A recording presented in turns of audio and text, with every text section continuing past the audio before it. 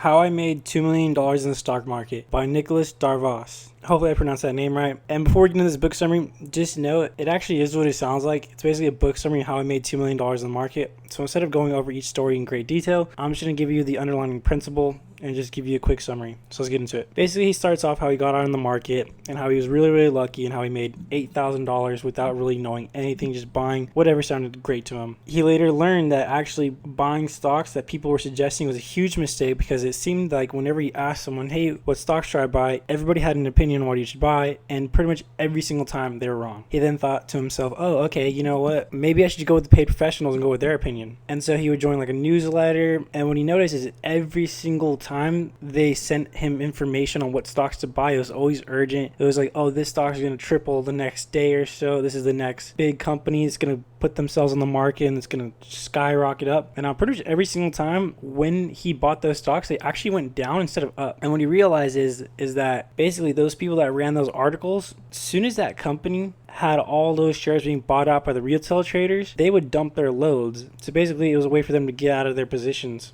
He then goes over a little small success story he had when he went from Canada to America and started trading in the US economy versus the Canadian economy. And now he really needed to be patient, and the fact that when he finally decided to go to OTC stocks, over-the-counter stocks, that it was a huge mistake, that he basically just lost money hand over fist. And the reason he wanted to go to OTC stocks was just because they were cheaper. So he thought, oh, better deal, like they'll make more money. And he realized it was just a big waste of money. So the main things he learned from all this was to ignore Wall Street's sayings, ignore all the advisors, ignore all the journalist magazines, don't trade OTC stocks, don't listen to rumors. Fundamental approaches work better than gambling or feelings, just trading based off your emotions, and it's better to trade off facts instead. And the main thing is that when he has a winner, to hold on to the rising stock for a long time instead of trying to balance a dozen staggering stocks. But he later realized that even with the perfect balance sheets, with like no dividend cuts, below the book value, everything seems crisp and cream, and that this stock has to go up, that sometimes more often than not the stock still wouldn't go up. And he was puzzled why this would happen and how random companies would actually go up instead. He then continued his stock journey and he learned about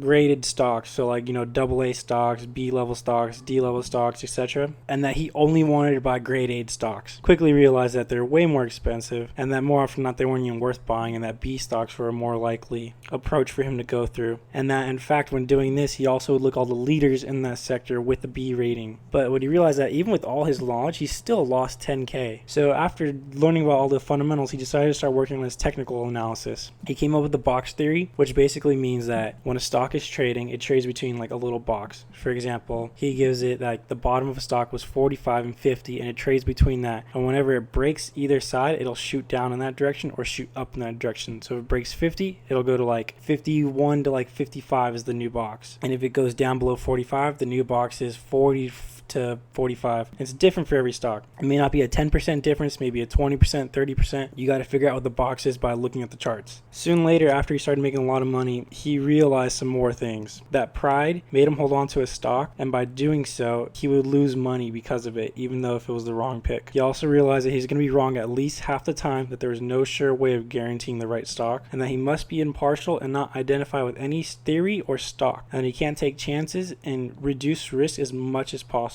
So by doing this, he started doing stop loss orders, and whenever a stock would rise, he would buy more shares into that stock, but he would raise his stop loss order. So he would keep the winners until he would find that he didn't want to have them anymore, and he would just keep raising his limit order. And the next best thing he did is he got a cause and error book, where basically he got a book and he would write why he bought a stock. That's from a different book. He would write what happened with the stock and why it failed. So for example, that he got into a stock is like, oh, I bought this stock at $10 a share and it went down to $8 because of technical analysis or bad news. So it was basically an error book. He would keep track of all his failures. Soon enough, however, he started making a lot of money, hand over fist. As soon as he got to $500,000, again, he started making mistakes. He got into his own head, like, oh man, I'm making so much money. Like, everything I touch turns to gold. I'm perfect. And he started going back to his old trading habits and started making bad decisions. And what he realized is when he was making good decisions, it's because he was away overseas, versus when, even though he's home right next to Wall Street, he was doing 10 times worse. So one of the major things he did is he basically had it so he would work when Wall Street was sleeping. So even during trading hours, he wouldn't trade based off of that. So there's so many news, so many rumors going around that he wouldn't make any decisions during open market hours. He would analyze the stock after hours. And basically, to finish off the book, he got an interview, and the people were astounded by how much money he made and his journey just in general. So that's basically the book. My takeaway is on this is I did really like reading this book. It was more of a story than anything else, and it was really cool because I'm sure you guys have met a lot of similarities if you read this book and heard the stories. It's basically like doing something, failing, doing something, getting a little better, fail, thinking you're perfecting it because you're doing really well, then failing again really, really hard, and then just gathering all this knowledge at the end and making it a cumulative thing of like multiple different ways on how to have the right system that works for you in order to be successful. So I thought it was really cool. It wasn't like a perfect, story you hear nowadays, how I turned $50,000 to $500 million with no mistakes. Like, he had a ton of mistakes. This book was over a matter of, I believe it took him 6 years to make this $2 million, which back then was really unheard of to have that much money. And it was cool because at one point he was like, man, I have so much money that I can't place orders like I used to anymore. I actually have a direct influence on the market. I will send a stock up because of how much purchase power I have. So I do hope you guys like the book summary. The stories are really great in this.